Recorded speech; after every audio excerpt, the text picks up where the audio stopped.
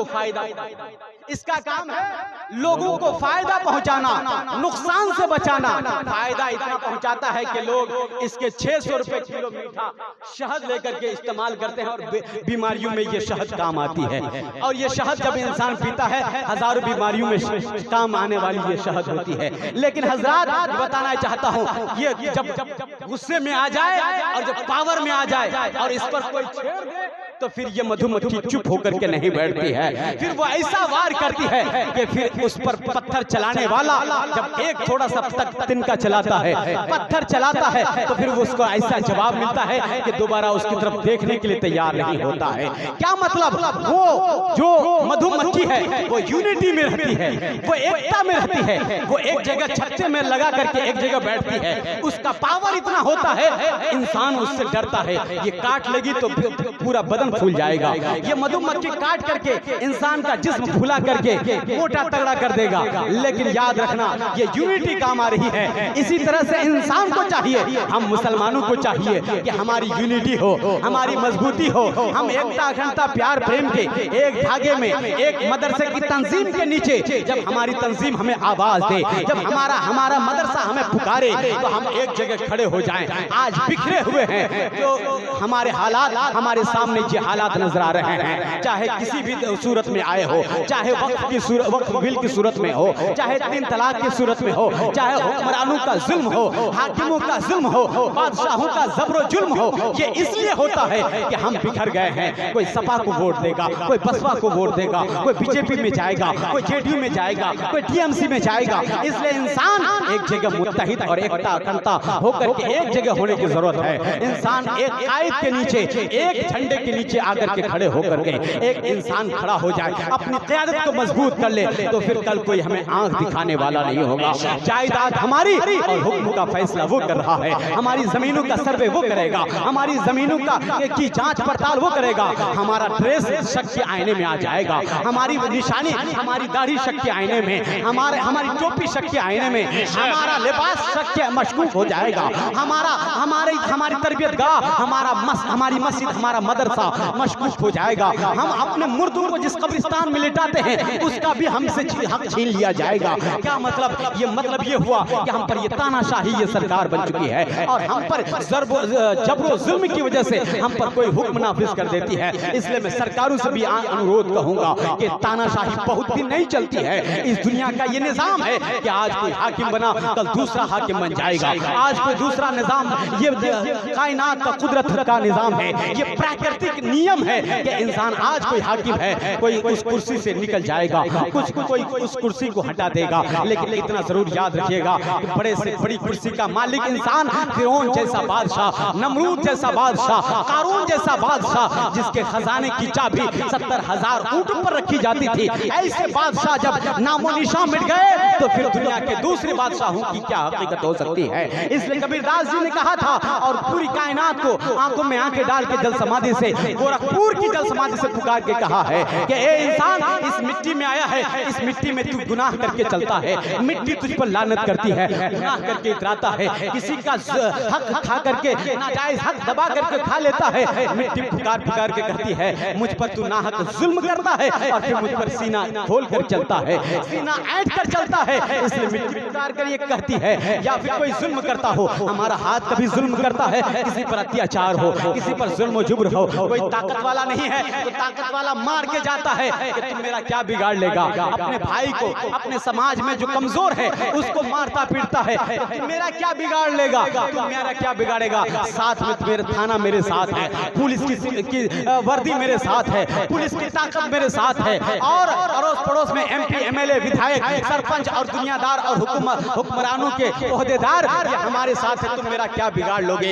याद रखना, तुम्हें इस दुनिया की ताकत पर गुरूर है, तुम्हें इस दुनिया की ताकत पर गुरूर है, तुम्हें इस दुनिया की ताकत पर तुम्हें बड़ा घमंड है, लेकिन अल्लाह की ताकत के सामने किसी की ताकत नहीं चलती है। जब मजलूम की आह आसमान की तरफ चलती है और रब से फरियाद करती है, मजलूम की आह हिला करके रख देती है, चाहे वो कहीं भी भी हो, किसी भी मुल्क में हो, किसी भी देश में हो, इसलिए मजलूम की आह से बचने के लिए मेरे पैगंबर ने इरशाद फरमाया है, तुम्हारी ताकत वक्ती तौर पर ताकत काम कर सकती है। चंद दिनों के बाद एक नौजवान जो बुढ़ापे की मंजिल पे पहुंच जाता है, उसकी ताकत कहां चली जाती है?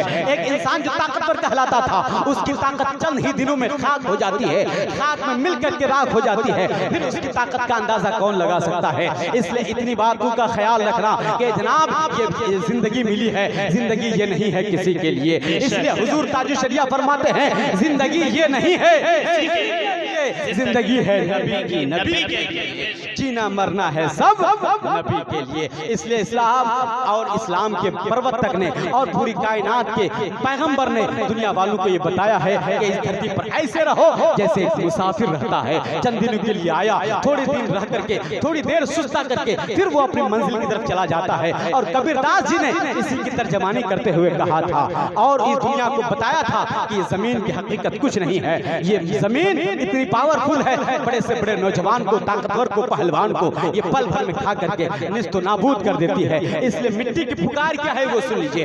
माटी कहे कुम्हार से, माटी कहे कुम्हार से, तू क्यों रो दे मोर, माटी कहे कुम्हार से, तू क्यों रो दे मोर। अरे एक दिन ऐसा आएगा मैं रोंदूंगी तेरे कबीरा, मैं रोंदूंगी तेरे। इसलिए हजरात ये जरूर कह के जाऊंगा, कुरान ने कहा है वो मल हयात दुनिया इल्ला मताउल गुरूर, ये दुनिया की पूरी जिंदगी और दुनिया का साजो सामान ये सिर्फ धोखे का सामान है, धोखे के सिवा कुछ नहीं है। इसलिए इस धोखे के सामान के चक्कर में मत पड़ना।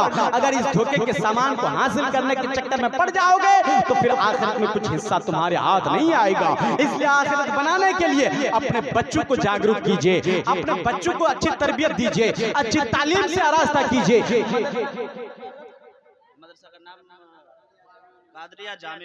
मदरसा कादरिया जामिउल उलूम के सहन आंगन में और दरवाजे में भेज करके बच्चों को और खास करके बच्चियों को दीनी तालीम जरूर दिलवाइए, वरना आज बच्चों से ज्यादा बुरी हालत बच्चों की हो रही है। बच्चों लव जिहाद में, भगवा लव ट्रैप में फंस करके वो अपना ईमान का सौदा कर देती है।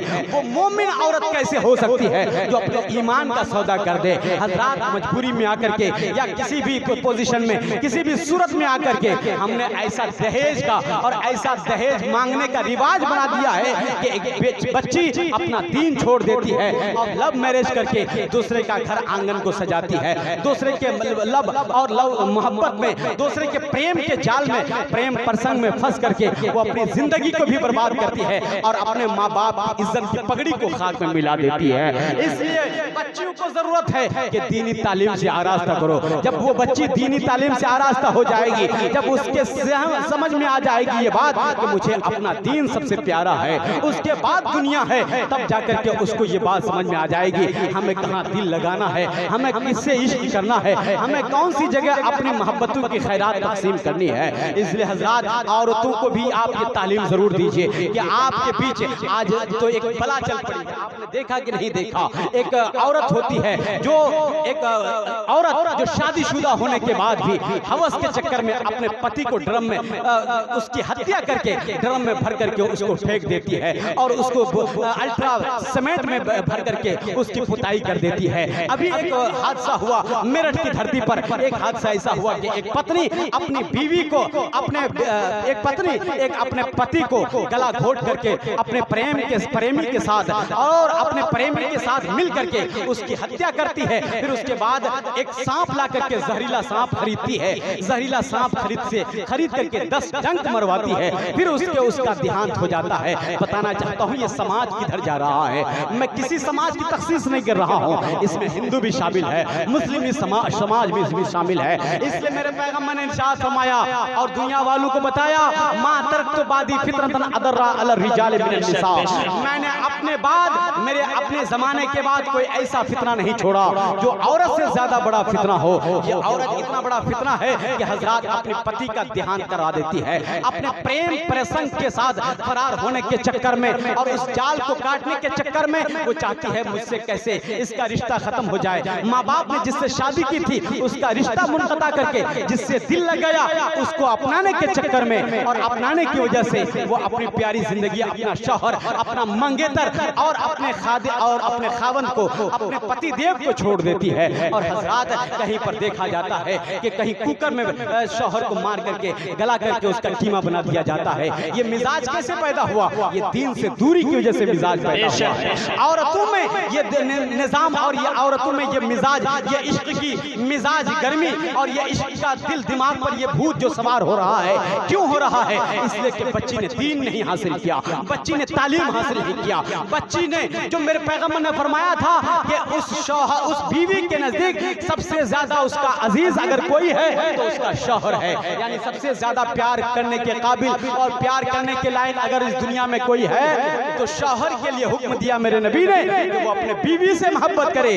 और बीवी के लिए हुक्म होता है कि अगर तुम्हें जन्नत भी हासिल करनी हो ना तो अपने शौहर के कदमों में ही हासिल होगी। तुम्हें अगर जन्नत मिलनी है, तेरा रब तेरी जन्नत तेरे शौहर के कदमों में रख दिया है और तेरे कदम में। फिर कहोगे औरतों के कदम में क्या है? तो याद रखना औरतों के कदम में भी मेरे नबी ने इरशाद फरमाया कि बच्चों की जन्नत उस औरत के, बच्चों की जन्नत उस औरत के कदम के नीचे है और उस औरत की जन्नत शौहर के कदम के नीचे जन्नत है। कितना बड़ा पैगाम दिया मेरे नबी ने। और मुआशरा की इस्लाह के लिए अच्छा पैगाम मेरे नबी ने दिया कि जनाब अगर औरत चाहे कि मैं अपनी दुनिया को संवार लूं, आखिरत को बेहतर बना लूं, कब्र मेरी अच्छी हो और कब्र में हश्र में हर जगह मुझे कामयाबी मिले, तो उसके लिए जरूरी है कि अपने शौहर की ताबेदारी और फर्मा बरदारी करे। और अगर कोई शौहर चाहे कि मेरी जिंदगी में अच्छी जिंदगी शामिल हो जाए, मेरा घर जन्नत जैसा घर बन जाए, तो